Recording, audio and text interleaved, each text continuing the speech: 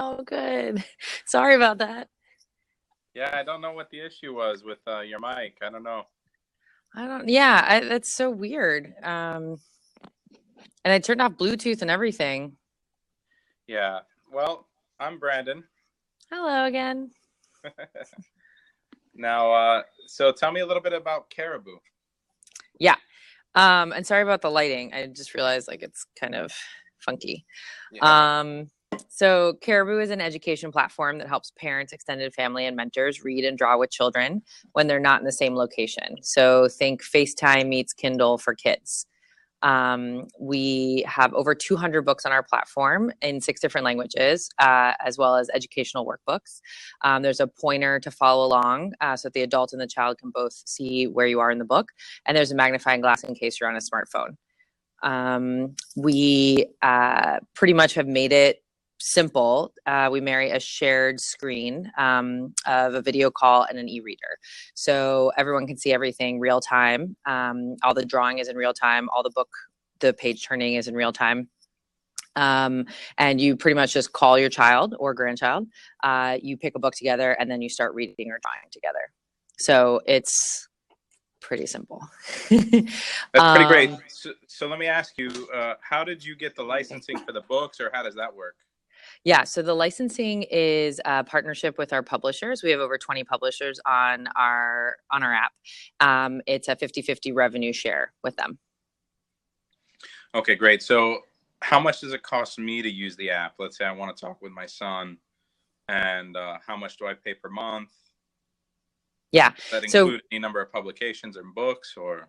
right now, the app is free to download, and will continue to be free to download. We've heard a lot of feedback from our customers, mainly our parents, who say that there's a ton of educational apps out there for them. And just an app just being 99 cents seems like a little, but when you think about all the apps that you pay for and try out and don't like, it adds up. So we'll keep our app for free. We're right now freemium, which means you buy books within our app. So our books are between 99 cents and $3.99. And we're moving hopefully within the next month to subscription. So we just built the back end. We're going to pilot it and then launch it. Subscription will probably be about $6.99 a month, which is a triple win, we say. For us, it'll be a monthly recurring revenue for our customers because the value is just so much better. Our most expensive book is $3.99, but 2 of those is still more expensive than a subscription. And our publishers will get more revenue because of it as well. So I was just going to ask about subscription, but I'm really curious about the $6.99 price point. I mean, your competitors in the market are really non-existent. If I want to have my child entertained or learn or do any type of learning app, I mean, I guess the closest thing would be ABC Mouse, right? ABC Mouse is a little bit different because it's more of it's for older kids. So we're 0 to 7. ABC Mouse is also more of a more holistic type of educational program. Ours is just focused on literacy. We do have 2 small competitors, Kendoma and Storytime, that do pretty much the same thing we do, but we differentiate ourselves because we have high quality, globally recognized brands that they don't have. So we have Mattel, Usborne, Education.com, and Santillana, which is the world's largest Spanish language publisher. We personally think we have superior user design. We also have a focus on languages and now literacy, which will be building out, and also the interactive educational workbook. So the fact that you can actually draw on them, they don't have that. The subscription price actually came from looking at what they charge, and they both charge around $6.99. So we figured that would be a good price. Okay. Now, as a parent, the way that I look at this is, and it's interesting because I never really thought of trying to find a solution. So I guess I never sought one out. But I could see, like, so who do you target to? Do you target to parents who are traveling? Do you target to divorced parents? Do you have any type of specific marketing that you're using right now? So we target 3 core customers. Our first customer base is our B2C group that we've been focused on, and that we'll continue to focus on. So that's parents who work late, travel a lot for work, have 2 or 3 jobs, are legally separated, active duty military. We have actually a lot of military families on our app, grandparents, extended family, aunts and uncles, and expat communities. So anyone who lives away from their family for an extended period of time. Once we move to our B2B2C model, we'll start targeting nonprofits, children's hospitals, airlines, hotels. So anyone who has customers or employees that work late or travel a lot for work. And then on our product roadmap, we talk about a B2B play in the end, which is licensing our technology to small and medium-sized tutoring and language learning companies. Because a lot of them have actually, there's a couple that have reached out and said, your technology would be really helpful for us given what we're trying to do. That's fantastic. And so how many users do you have? How much revenue are you generating? Yeah, so we've been generating revenue since day one, which is really exciting. The freemium model, that actually came from our publishers. They tied our hands to that. It hasn't been as successful as we wanted it to. We do have revenue, but it's under 100,000 a year. That's why we're fiercely trying to get to subscription, because we do think that that's gonna just kind of really take off for revenue. And also we're expecting pretty high conversion rates, again, because of the price point. That was revenue. You said, so we've got 129,000 downloads, and we've got families in 145 countries using our app. So 129,000 downloads is how many we've had since day one. Since day one, we actually didn't require people to create an account to be able to read to each other. So we're at about 17,000 accounts, and 13.5 thousand of those are paying users. So they're buying at least one book, and that's about a 75%. Right. So it's a pretty good conversion once you get them to create an account that they are going to actually use it and spend money. And I think that you can convert them, like you said, into the monthly subscribers and add a ton of value to them. And like you said, a triple win. Yeah. So how long ago did you launch, and how long ago did you turn that on, forcing a subscription? So we technically launched in 2014. Caribu was created as a grad school project. So my co-founder was part of a prescribed team. They were told to kind of create a startup, and they did, and it went gangbusters because it really was a pain point that a lot of people needed. That people, like you said, didn't even realize it was a pain point until they were realizing that Skyping with a 0 to 7-year-old is pretty awful. And so the group got together, built this. We did a friends and family round of $100,000, and that's pretty much how we built the product. And then the 3 other teammates kind of had jobs that they had committed to after grad school, so the team disbanded.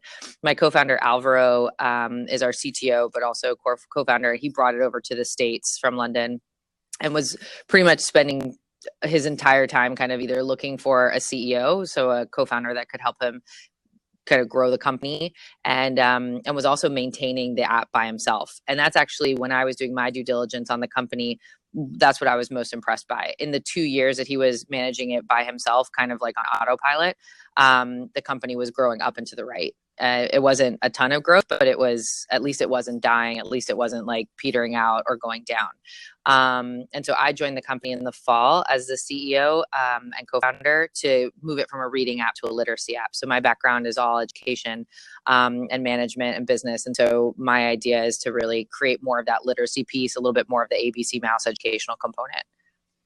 Yeah, and I can see that's really a desire. So I have a son with my first marriage, and the hardest part of that whole process was not being able to see him every night. So, being able to use a product like yours really hits home for me, because I can do more than just say hello to him. Yeah. Ask him how his day is. I can actually be interactive and a positive influence in his learning and progression. So the educational component, I think, is fantastic. And I feel the same way as anyone that's not around their kid. You want to have a positive interaction with them. And it can get kind of boring just saying hello or right. How was your day? As much as you love them and want to hold them, if you had something actually to do with them, it would be much more enjoyable for both of you. Exactly. Yeah, especially for the child. So how good is your technology, and does it need to be redone? So I think our technology is pretty awesome. Our CTO, he's amazing. He's been an engineer for 10 years. He's actually, when other engineers look at our app, they're really impressed. I don't know if you've seen the page turning, but we have so this feature, if you slowly turn the page, it looks legitimately like a page is turning, and other engineers constantly are like, how'd you do that? That's amazing. What's your technique? So I know enough about the engineering side to be dangerous. I don't 100% understand it, but I've been really impressed with how other people have been impressed with him. So the technology as it stands is pretty great. Like I said, we've got great traction just on what we have. But with investment, we know that we can do more. So what we want to do is right now we're only on iOS. We want to build web and Android. When we build web, we can get in the ever-present Chromebooks that are in schools, and we can also serve the military better because some of them don't have access to smartphones or tablets.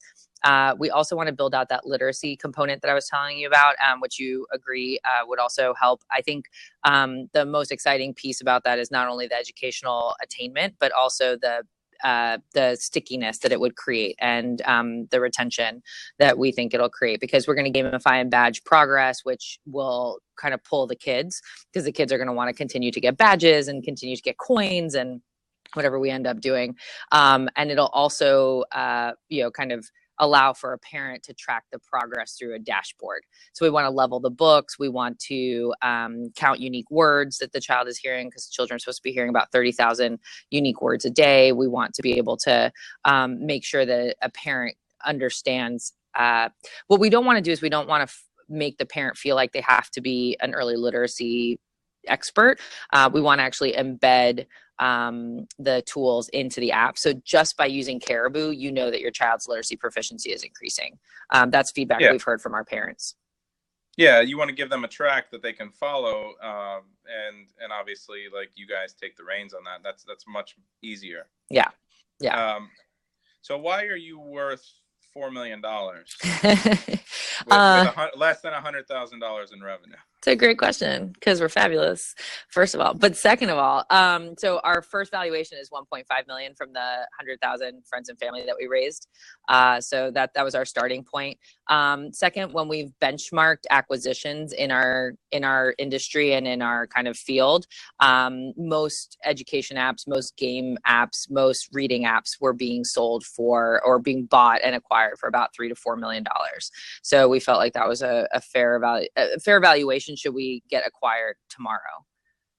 Yeah, but those apps that were acquired probably had a lot more users and revenue, so that's why they were acquired at that. I don't know why that would be fair to say that you should be valued at that today if they had more going on for them at that time. Yeah. We also, the 1.5 valuation was before many of our publishers came on.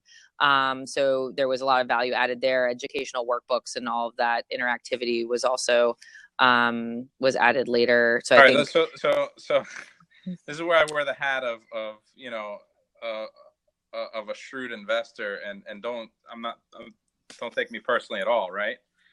Just because you overcharged your valuation for your friends and family doesn't mean that I should pay more, right? And secondly, you added value, and if like you said, if those companies that are similar to yours were selling for $4 million and I buy in at $4 million, then you sell tomorrow for $4 million, I don't make anything. Right? Fair. So I want to make a multiple on my money. So I want to get in at as low of a valuation as possible, so that if you do sell it for, I still make money, and hopefully a lot of it.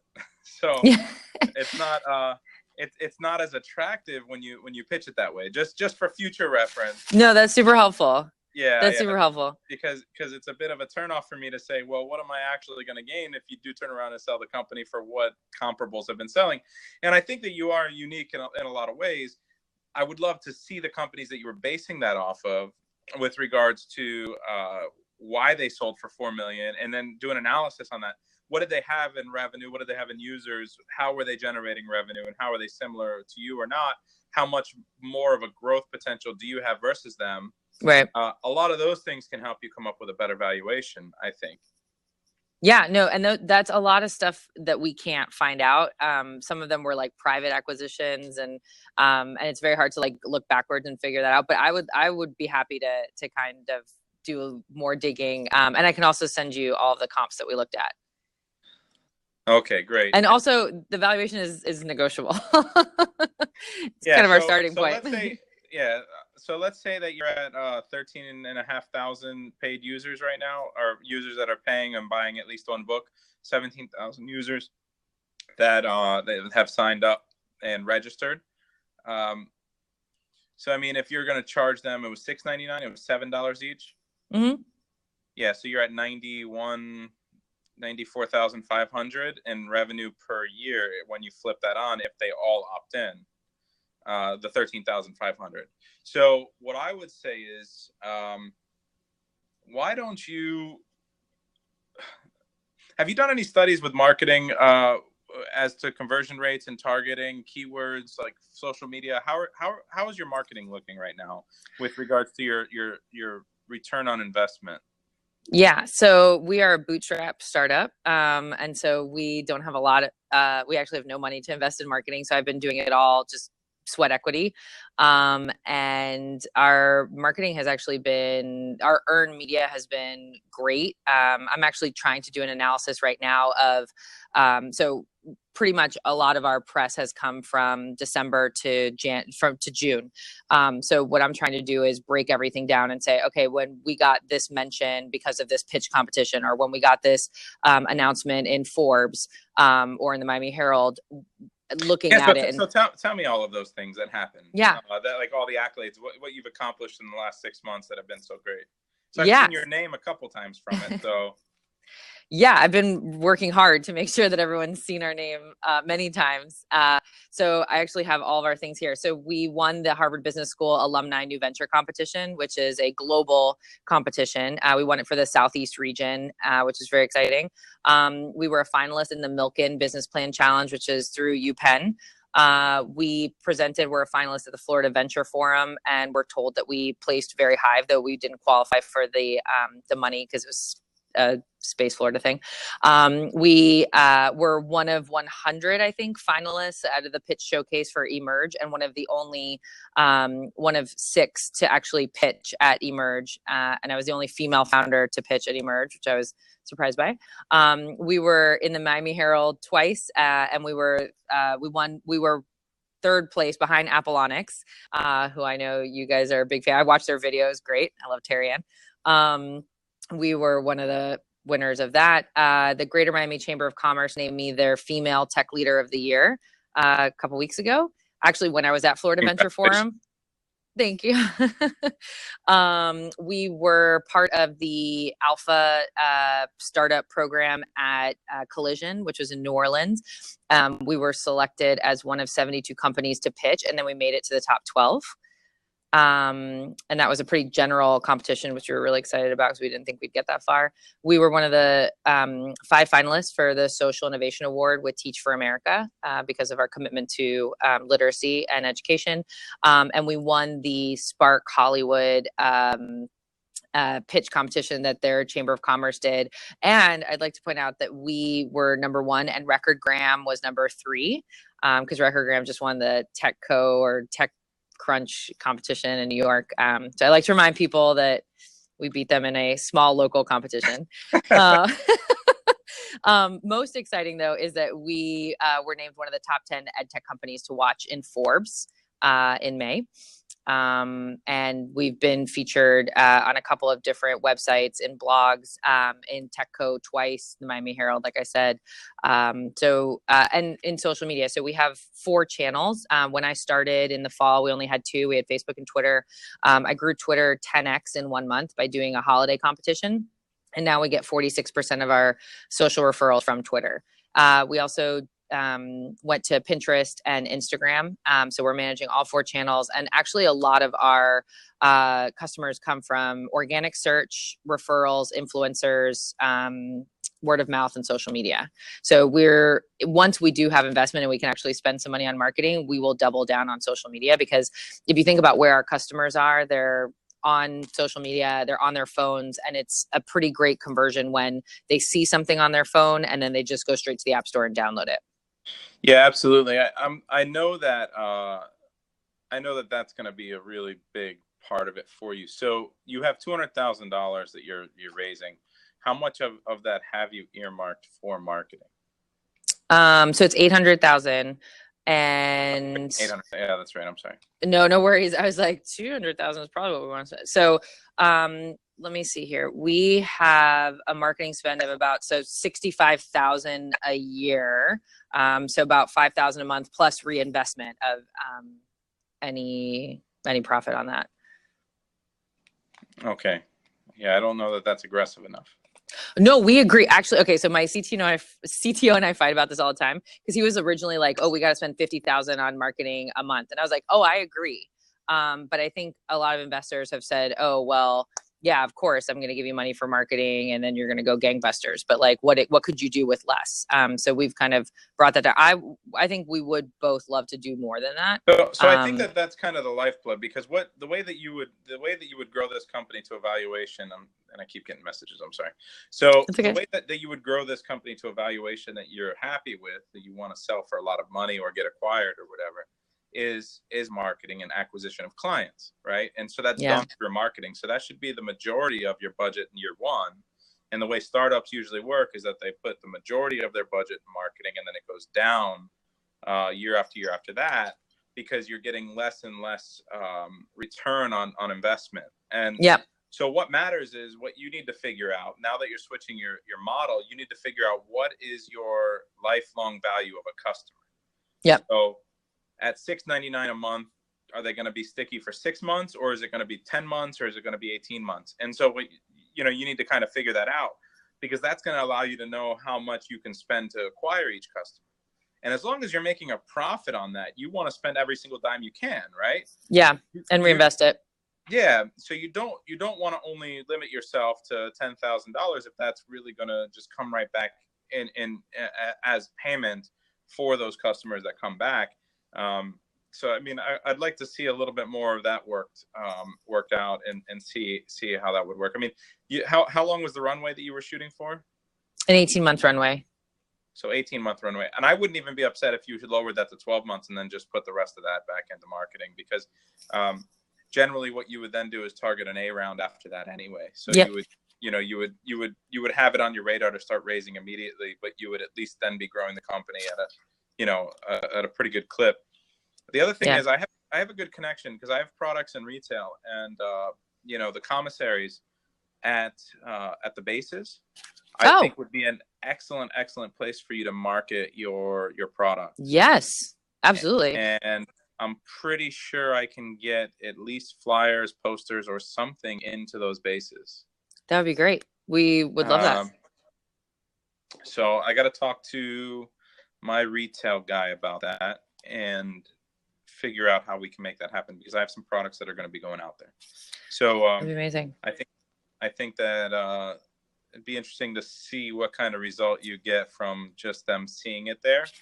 And, maybe it's getting handed out, be like, because it's something that they would help each other out with. It's, here, connect with your kids back home, and use this to do it.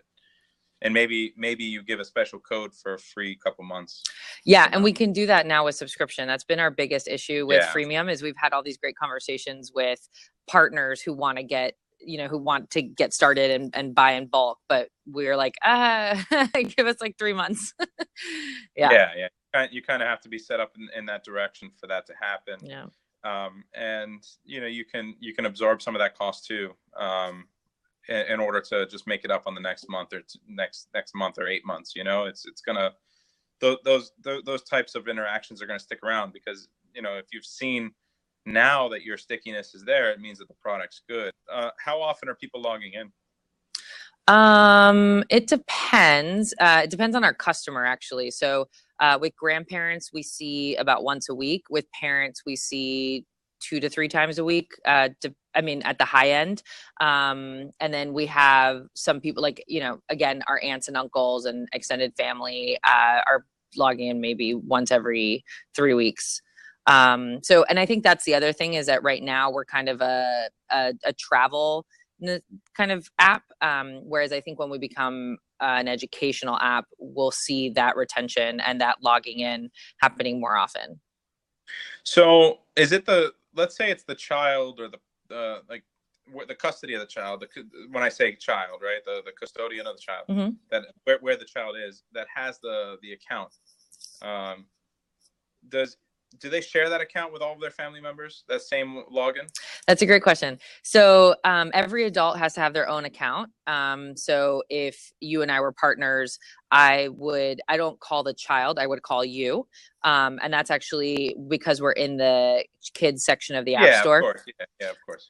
We do want to eventually have kids profiles and adult profiles, and we'll do that once we start partnering with, literacy and reading programs and mentorship programs like Boys and Girls Clubs, who we're having some conversations with. And that will also allow us, we don't talk about it right now because it's just like, we have to really think more about it, but possibly another revenue stream with advertising and with also book buying.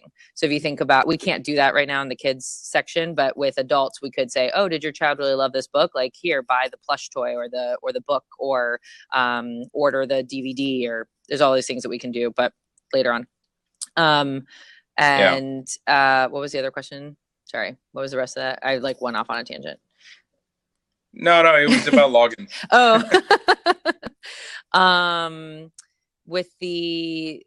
there was something else I was going to tell you about one of the things that we do have. So if you and I were to call each other, right, you had the child with you, but I was traveling and we called each other, I have access to all of your books and you have access to all of my books. So anytime you're in a call, you can see each other's books. Then let's say you want to call grandma, you can actually share with one other family member.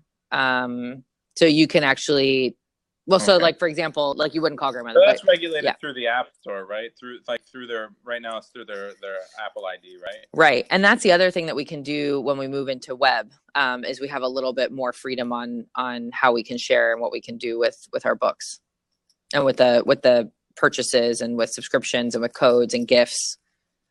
Yeah. And that's what I'm thinking is, abuelo or grandpa can have one code, or login, or like you could bundle a family, right? Yeah. So you could do a family plan where it's like aunts, uncles, and everything. You get up to 4 logins for $7.99 a month instead of $6.99, right? Yeah. Yeah. So it makes it an upsell for you. And then I really like the idea of you selling additional products and merchandise around the books. That's probably a little bit further down the road, but right. What have you explored with that so far? So for example, yeah, the reason we kind of keep it out is because, again, it's just like we have so many ideas. I love it. Don't keep it out. I think I think that's fantastic. I think you eventually you might make more than subscriptions, because you're going to have a large percentage of people that are buying these gifts, like especially when grandparents and everything, they read this book and right. the memento, maybe they want to send it to them, or they want to send something. So like if you just pop it up and give them that option, I think you'll convert really well on it.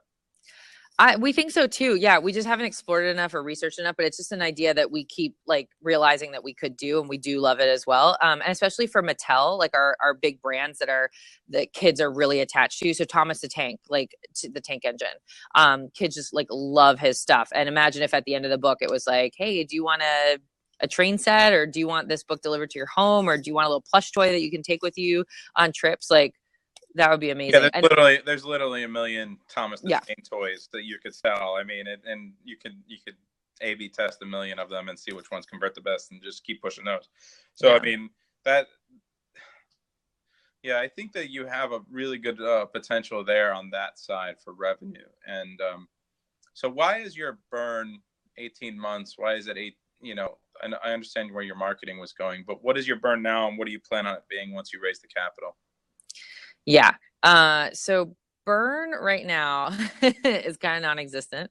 But we have, our expenses are about $100 just to run the app. So that's what we usually think about. And again, our revenue does cover our running costs. So it does not take a lot to run the app as is. I think to build all the things we want to do and then maintain those things, I think that's when we start.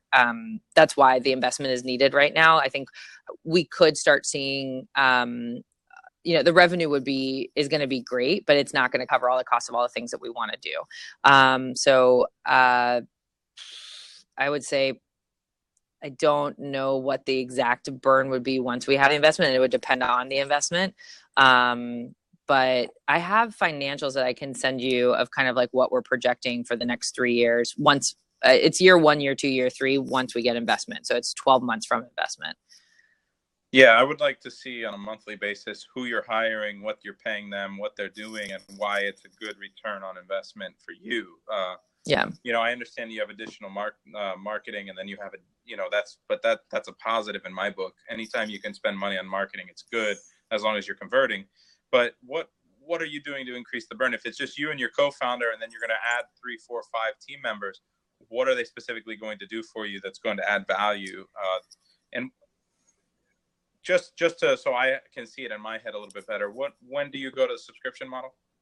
So we just finished the back end on the engineering side. So what we need to do is we need to test it, make sure that it kind of works. Then we also need to start building out what does the onboarding look like and what is the marketing of it look like. We want to do this is actually something that we could probably do before we even start piloting, but we want to email pretty much all 129,000 people who've downloaded it and say, hey, if you come in now, we're going to give you a price of $5.99, and that's a grandfathered in price. And we're hoping that will also allow a higher conversion rate, because people will hopefully be excited about that. And then we'll move to $6.99 when we actually open it up to the public. When we talk about kind of who we would hire, I think my first person would be a chief marketing officer. I spend so much of my time doing that. And I think someone needs to manage that. I'm a big fan of marketing. So whatever you do for that, I'm happy. Yeah. And I think that's like literally our first full-time hire. I ran a whole region for Teach for America. I had 26 staff members. And one thing that I always promised myself is that I would bring in contractors first before I hire people full-time. I think having a kind of a test period is really important, especially in a startup where we are going to give people equity. So we have another full-time engineer and a marketing person that we would bring on as contractors in the beginning, and then hopefully bring those people on full-time. Eventually a CFO and more engineering and product support as well. Yeah, I just don't understand why you need 800,000 though. I'm still not seeing it. I understand it's going to make some hires and it's going to cost you some money. I just think that you could save that for your next round, and you would make a much better valuation on the next round, because I think you're going to have trouble getting the 4 million on this round. You may or may not. I mean, you might already have maybe have something to it, or maybe you're already raising towards that amount. But I think that the 4 million valuation is a little high on my end. I think you could get it just as much done that you're planning, and I really want to see your numbers, because I think you could get just as much done with like 250,000. At a little bit lower valuation, give away less equity, and then make a much bigger raise, like a much bigger raise. I think that you could really push it forward in that capacity. So what does your cap chart look like right now? Because you had that issue with the falling out with the previous original founders from the school. Do they own any equity? So they have, I think, 0.75% equity, but they're non-voting shares. So those three have that. It's me and Alvaro that own probably 97% of the company. And then his father is an investor in the company. So he's on the cap table as well. And that's actually something that stopped us from doing crowdfunding, is we just don't want 1 million people on our cap table. Yeah. So there's that huge debate about the cap table and whether it's too clouded for me to invest. And you got to me, that's bullshit.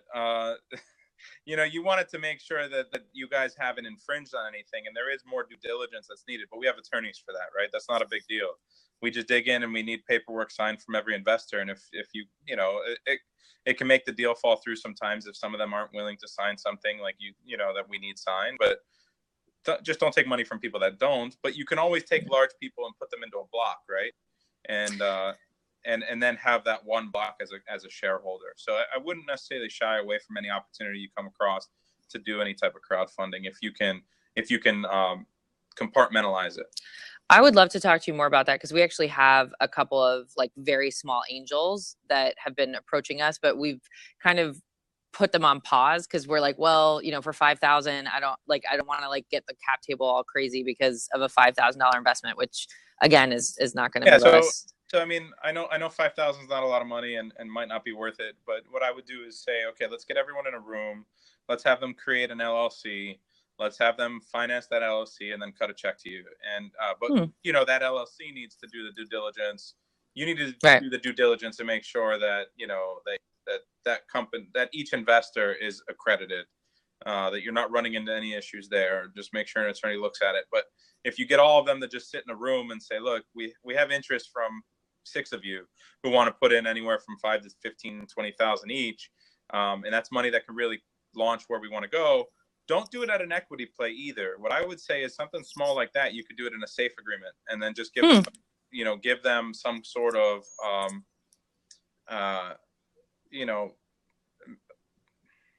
valuation that you would be at. So if you do a safe agreement right now at like 3,000 or 3 million with a discount of 20%, that seems to be the standard that a lot of people in Silicon Valley are going to, and it works out much better for you in that case. And you have all the leverage. You don't need to necessarily take small investors, but you're giving them an opportunity to get in early.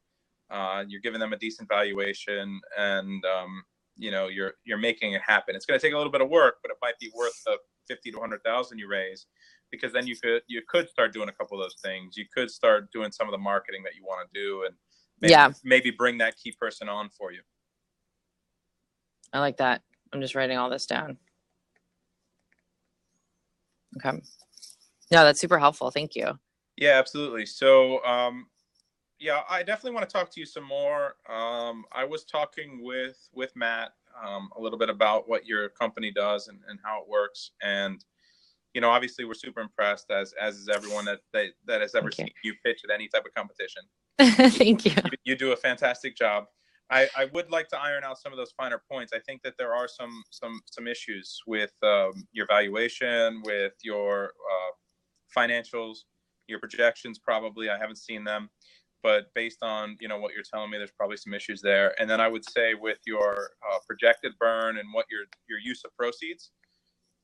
To me, use of proceeds is the most important thing, because I want to see that you're going to use the money, pretty effectively and efficiently. Mm-hmm. But I don't want to see just because you get 800,000 that you want to spend 800,000, because that's a mistake a lot of people make too. If you were to get 800,000, I want to see you get that last 3 years. I don't think you need 800,000. Like, it's just, to me, it's like I think you're going to get the profitability before you would spend 800,000. In my mind, I think you would do that. I like those terms. So I don't know that you need to raise that much, and I don't know that you need to. The valuation wouldn't make sense for you to raise that much anyway. So let's talk offline. I am impressed. I like it. Thank you. I know some investors in the app are going to see this, and if you are going to put together a round for that miniature, the micro investors, right? Yes. Maybe we can get some people to participate in that, and that'll be a good kickstart for you to get to that next round. That'd be amazing. That'd be great. Well, it was great talking to you. Let me know if you have any additional questions, and we'll take it offline from here, though. Awesome. Appreciate the time. Thank you so much. All right. Take care. Bye.